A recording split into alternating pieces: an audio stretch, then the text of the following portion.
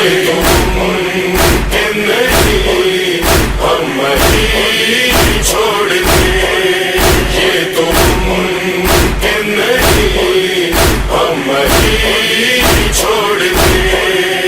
سے پوچھا گیا کہ مولانا تبرہ کا مطلب کیا ہے، اور آج کے شیعہ جان سے پوچھا جاتا ہے کہ تبرہ کیسے کہتے ہیں، کہتے ہیں مولانا تبرہ کا مطلب یہ لعنت بھیجو، دن رات لعنت بھیجو، یہ تبرہ ہے۔ ارے ایک بہت بڑا سرکل ہے تبرہ، اس سرکل کا ایک جز لعنت ہے۔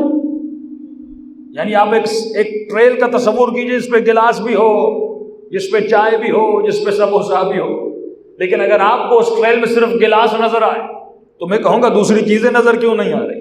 تو تبرہ ایک بہت بڑا سرکل ہے، اس سرکل میں بہت ساری چیزیں ہیں، ہم نے صرف لعنت کو لیا، باقی چیزوں کو چھوڑ دیا۔ تبرہ کا مطلب کیا؟ یعنی براءت۔ تبرہ کا مطلب کیا ہے؟ یعنی کسی چیز سے نفرت کرنا۔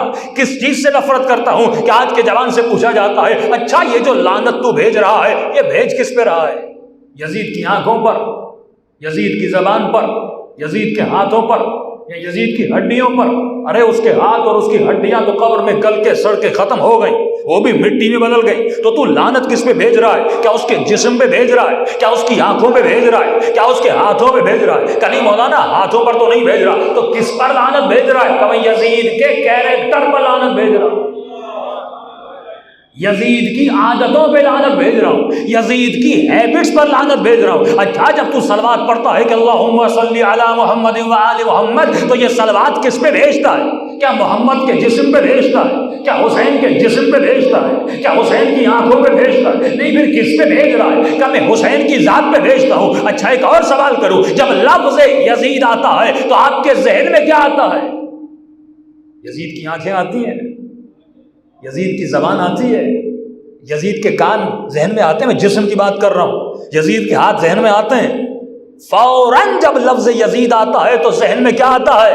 کوئی ایسا جو شراب پیتا تھا، کوئی ایسا جو زنا کرتا تھا، کوئی ایسا جس نے شریعت کو پامال کیا، کوئی ایسا جس نے نواسے رسول کو قتل کیا، کوئی ایسا جس نے نبی کی نواسیوں کو بازار میں لایا۔ تو یزید کا جب نام آتا ہے تو آپ کے ذہن میں یزید کا جسم نہیں آتا، یزید کا کیریکٹر ذہن میں آتا ہے۔ اسی طرح جب حسین ابن علی کا نام آپ کے ذہن میں آتا ہے تو کیا مولا کے بال ذہن میں آتے ہیں؟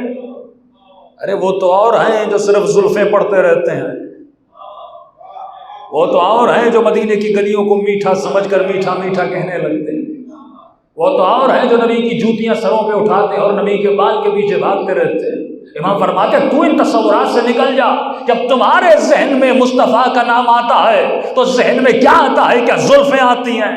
کیا نبی کے دانت ذہن میں آتے ہیں؟ کیا نبی کے ہاتھ ذہن میں آتے ہیں؟ نہیں، جب مصطفیٰ کا نام آتا ہے تو ذہن میں اس کی رحمت آتی ہے، ذہن میں اس کا امین ہونا آتا ہے، ذہن میں اس کا اچھا کیریکٹر آتا ہے۔ بالکل اسی طرح جب کسی مومن اور علی والے کے ذہن میں علی ابن ابی طالب علیہ السلام کا نام آتا ہے تو ذہن میں کیا آتا ہے؟ علی کی شجاعت آتی ہے، علی کی سخاوت آتی ہے، شب ہجرت نبی کے بستر پر سونا علی کا یاد آتا ہے، اور میدان جنگ میں لڑتے ہوئے میرے مولا کا یاد آتا ہے۔ اور جب دوسروں کا نام ذہن میں آتا ہے تو کیا آتا ہے؟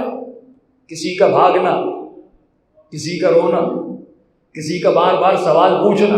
تو اس کا مطلب جب عارف کاظمی دنیا سے چلا جائے گا اور آپ سے پوچھا جائے گا کون عارف کاظمی، تو آپ کے ذہن میں میرا حلیہ نہیں آئے گا، میری تصویر نہیں آئے گی۔ شاید چند لوگوں نے دیکھا ان کے ذہن میں تصویریں یاد ہو، لیکن جب نسلیں گزرتی جائیں گی اور آپ کسی نسل کی گزرتے ہوئی شخصیت کو یاد کریں گے تو آپ کے ذہن میں کیا آتا ہے؟ اس کا کیریکٹر آتا ہے۔ تو معصوم اب یہاں پہ سمجھانا چاہتے ہیں کہ انسان ظاہر کو چھوڑ دے، باطن کو سمجھنے کی کوشش کر، جو حقیقت ہے وہ تمہارا باطن ہے۔ یزید بھی یزید بنا نہ نام کی وجہ سے، نہ جان کی وجہ سے، نہ جسم کی وجہ سے۔ اگر یزید یزید بنا تو اپنے کیریکٹر کی وجہ سے، اگر حسین حسین بنا تو اپنے کیریکٹر کی وجہ سے۔ اب مولا علی فرماتے ہیں کہ شیعو کونوا لنا زینا ولا تکونوا لنا شینا، کہ ہمارے لیے باعث زینت بننا شیعہ بھی وہ ہوتا ہے جس کا کیریکٹر اچھا ہوتا ہے، جو اچھی صفات والا ہوتا ہے، جو اچھی ہیبٹس والا ہوتا ہے۔